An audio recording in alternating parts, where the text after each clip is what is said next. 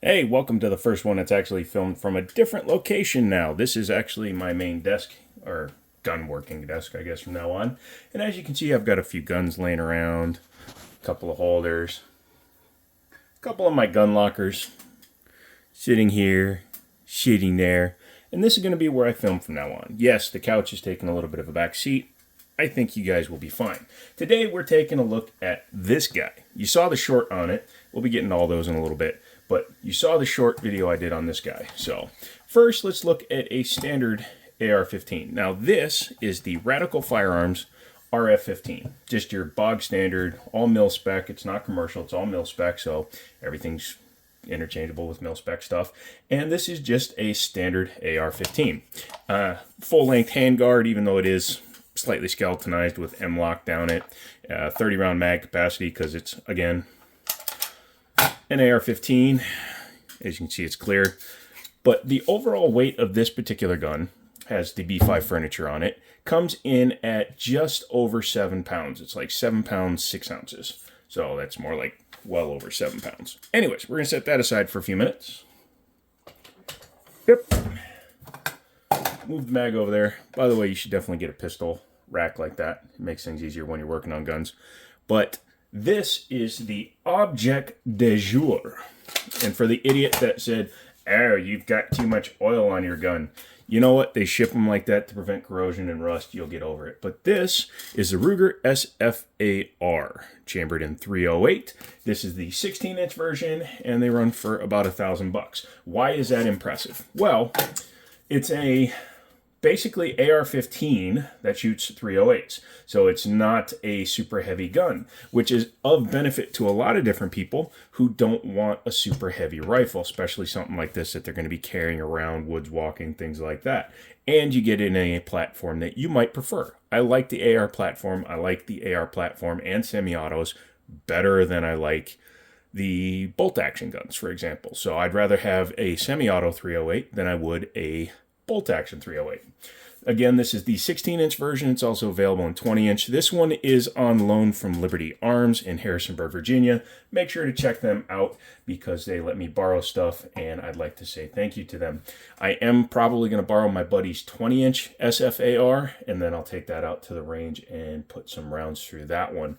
This one's still available, so if you'd like to buy it, go to Google, type in Liberty Arms, Harrisonburg, Virginia, contact them and pick one up for yourself. They'll ship to pretty much any FFL that you'd like. So let's take a look up and down the rifle. Yep, it's a rifle, but as you can see, it's got a heavily skeletonized handguard on it, helps save some weight. And if you also look, the length of the magwell is a lot shorter than it is on a regular AR-15. Has a really reinforced body on it, so you can see these super deep ribs here. That is done on higher end guns a lot. These reinforcing ribs help maintain rigidity of the frame. Really quickly, let's talk about the fact that Ruger is actually being sued by FN in terms of trademark and rights. It's obviously a superfluous, and that's a big word for you guys, but superfluous lawsuit.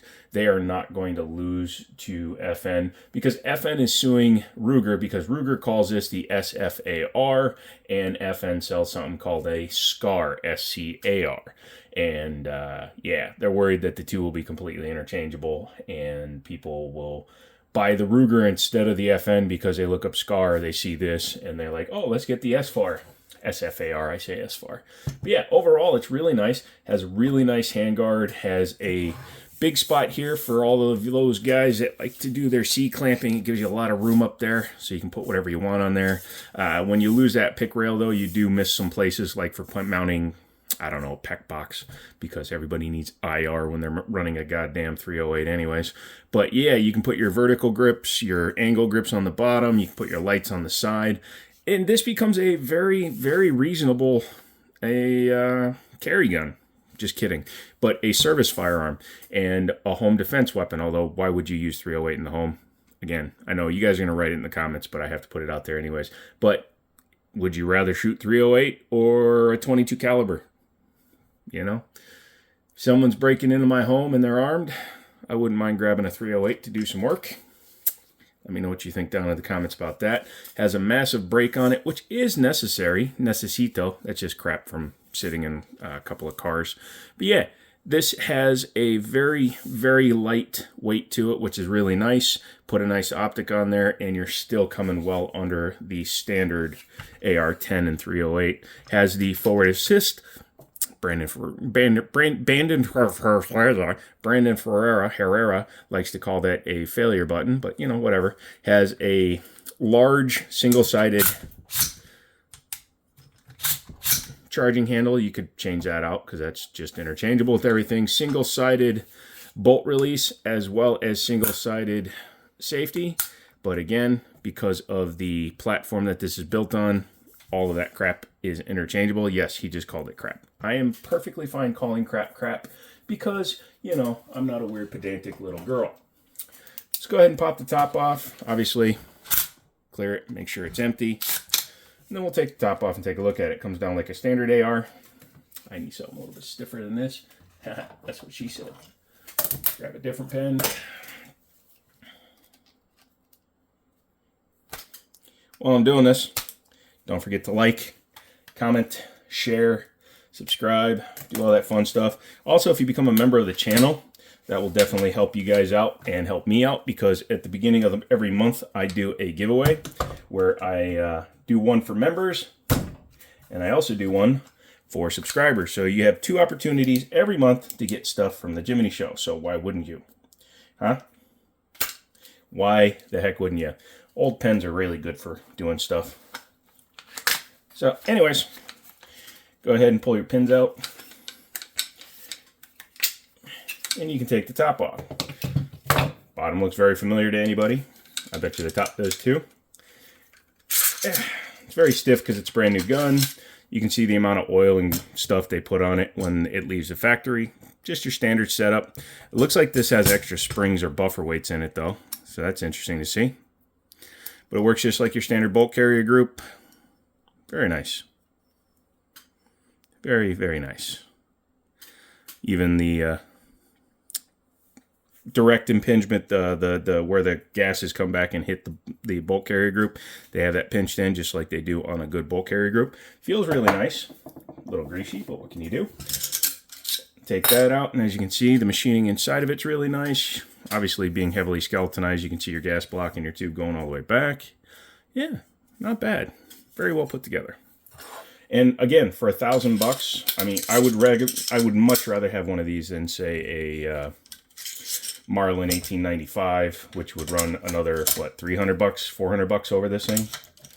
Yeah, it's not as fancy, but does it really have to be fancy if it's functional? I don't think so, Mr. Mayon. Reassembly on an AR-15 is super easy. You just put it back together. Line up your pins. That's always the weird part. Especially on a brand new gun. Everything is a tighter fit. But you'll get it in there. So front pin, rear pin. You just got to work them in there. Cycle the charging handle. Put it on fire. Yep, we're good. So anyways, that is the Ruger SFAR. Chambered in 308. If you'd like me to do a range video with this, let me know. I might be willing to take one out. We have a 200-yard range over at Middletown Firearms, and obviously I can use it, even though most people can't. However, I will take a plate out there, an AR-550 plate, and then hit it at 200 yards. Right now, they only have paper up for us because only employees are allowed to use the long-range section. But yeah, that is the Ruger SFAR. Not a bad looking rifle. And again, you're talking Stag Arms money for a 308. AR-10, you can run $1,000, $1,100 through Stag Arms, or you can buy this guy. I'm going to go with this one.